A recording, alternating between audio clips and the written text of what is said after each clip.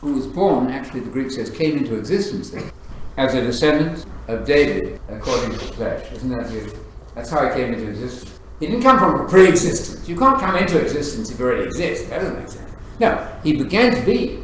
Well, guess what? All people begin to be in the wombs of their mother, and Jesus is no exception. You want to be a human being, you have to start in the womb of your mother. And so the first thing he says about the Son, God's Son, who was biologically and linearly related to David. That's exactly what Luke chapter 1 had said. And guess what? Luke and Paul were traveling companions. They didn't disagree about who Jesus was. Matthew 1:1 speaks of the Genesis, the origin of Jesus. Exactly right. So Luke 1:35 and Matthew 1 verse 1. Matthew 1:18 says the origin of Jesus was like this. It's the same word, Genesis in the Greek. Same word as you have in Matthew 1:1, that's Genesis. Matthew 1:18, word Genesis again.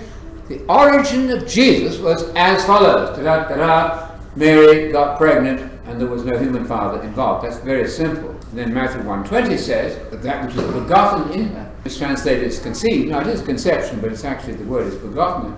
What is begotten in Mary is originating in Holy Spirit, in the divine creative activity, God's operational presence and power. So that's what Paul then says in brief statements at the beginning, because he wants to get us on the same page.